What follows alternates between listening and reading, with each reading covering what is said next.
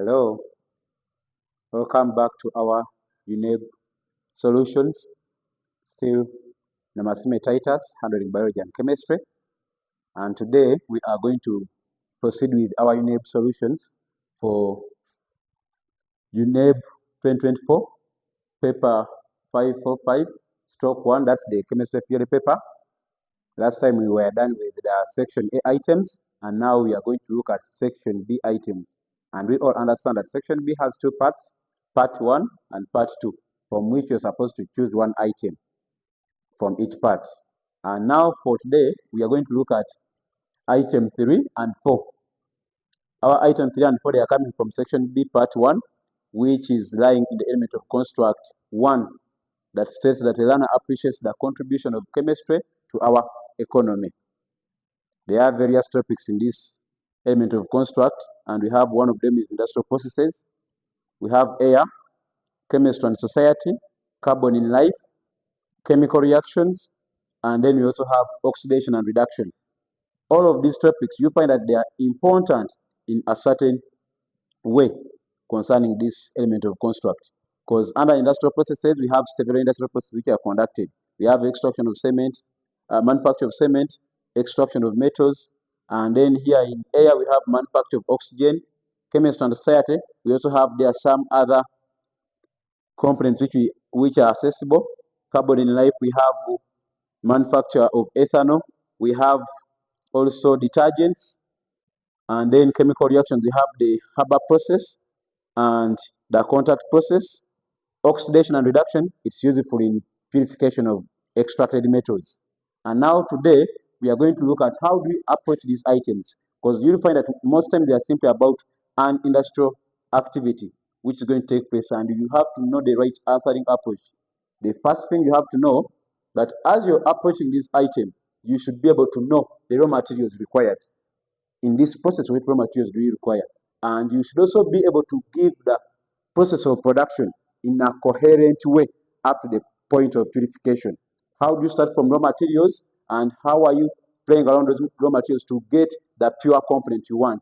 Then from there, you must also be able to give us the side effects of the production process. What side effects are really associated with that production process? And for each side effect, be able to give the mitigation. How are you going to solve that challenge to ensure your process is running sustainably in the environment? Then you should also be able to give the social benefits of that production process. Having taken place, how is the society going to benefit? And now let's check with the item for UNEB 2024, item 3, which goes as: in Uganda, copper wires are mainly used for transmitting electric power.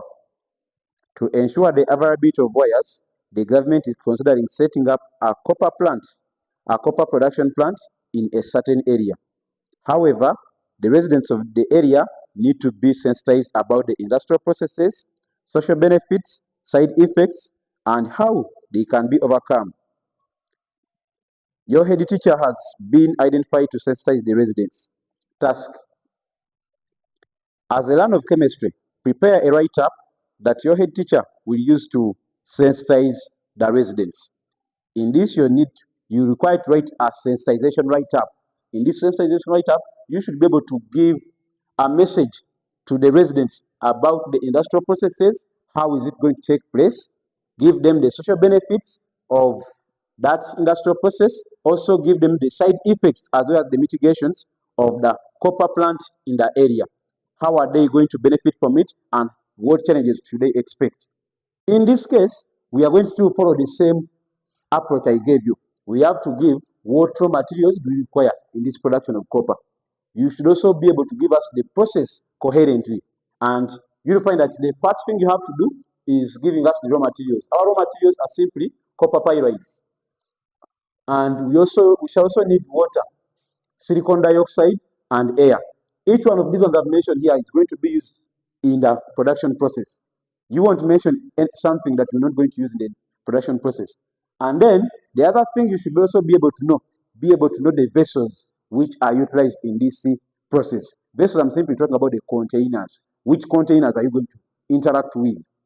More so the main container which may be used for the production process. And now you head ahead you go ahead to the production process.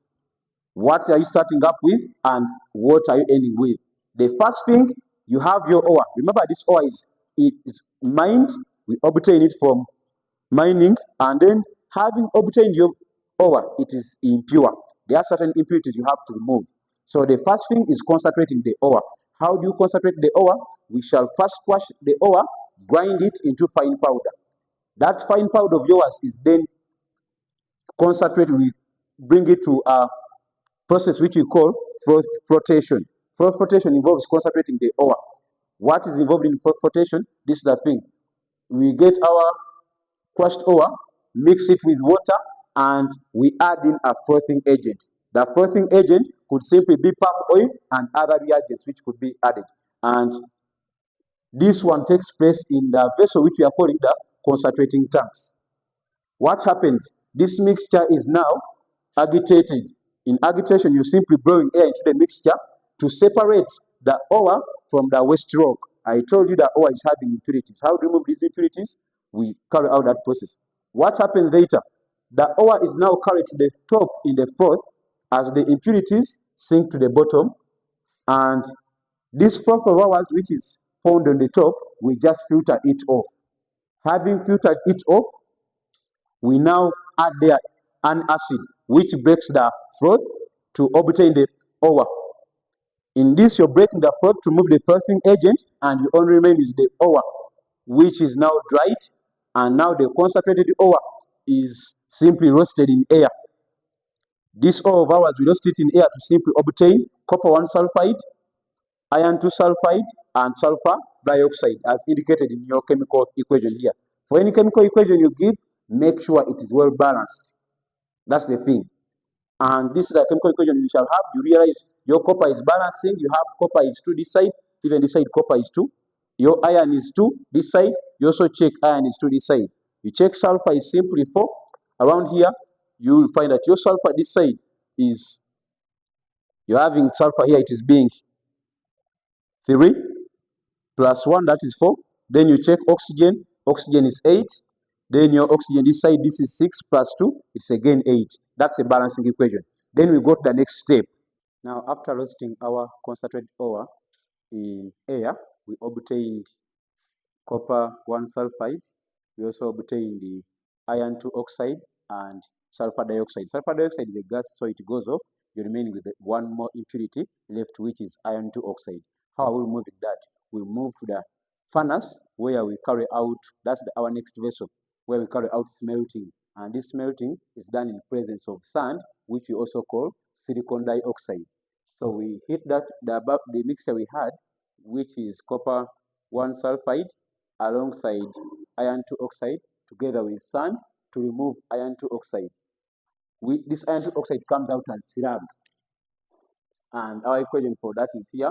We have our iron 2 oxide reacting with silicon dioxide to form your iron silicate. That iron silicate is the one which we call slag. That one can easily be now separated, and you remain behind with copper 1 sulfide. This copper 1 sulfide of ours, now we go to the next step where we burn it.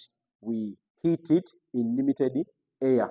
We heat it in limited air to simply remove the sulfur. And in that case, you're going to end up with copper together with sulfur dioxide. That's again another gas which just simply goes off. And you're remaining with copper, which is solid, but that copper is not pure.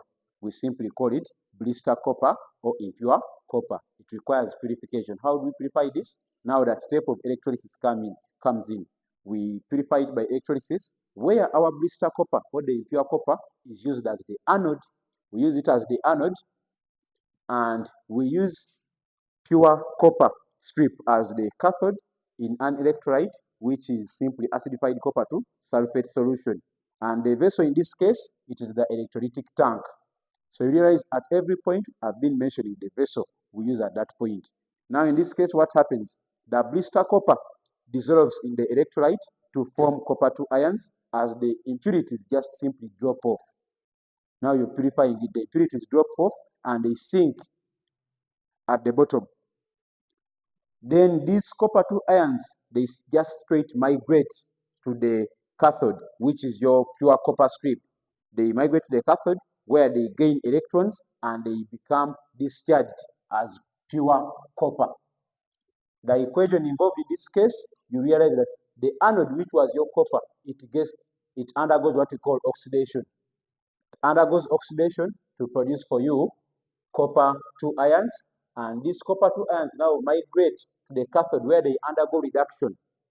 They undergo reduction to form for you copper metal, which is now the pure copper. Now, having obtained this pure copper of yours, it can now be modified in any other way to suit the purpose of the copper plant. It can be packed and be sold to the residents. Now, having given you whole process, you realize I gave the process coherently. From the starting point of concentrating the ore, you go the next point up to the purification point, where you end up with pure copper. Now, that's the end of the production process. What comes next? According to our answering approach, we said you go next to the side effects and mitigation. And you realize that one of the components we had as a byproduct was sulfur dioxide. We have had sulfur dioxide being produced as a byproduct. This sulfur dioxide we accumulate in the atmosphere and we combine with water, producing for us acid rains. These acid rains, first of all, they lower soil pH, affecting mineral iron absorption by plants, leading to poor crop yields. Or they also, since it's an acid rain, it will also cause corrosion or wearing off of walls of houses and also monuments. The other thing you can also talk about, this acid rain can lower pH of water sources, affecting aquatic life.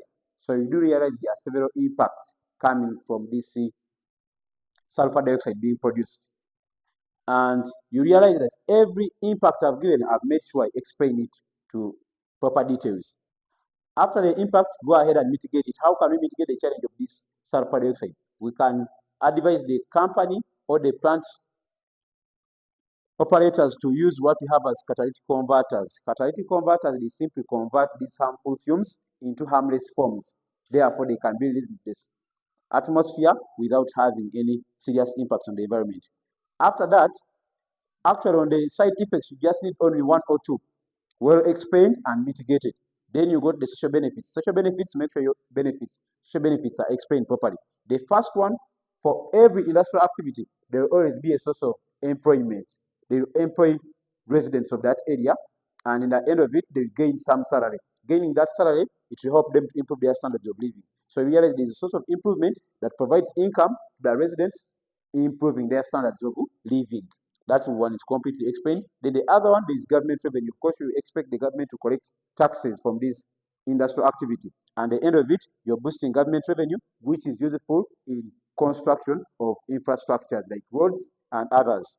Then the other thing, remember this is an industrial activity that's producing a product. How useful is that product? The copper wires can be sold and utilized in electrical installation and formation of other useful products like utensils in your homes and electrical appliances. That's how you could approach that item, and make sure you go through the answering approach to the end. As you do that, you end up gaining all the marks. Thank you for listening.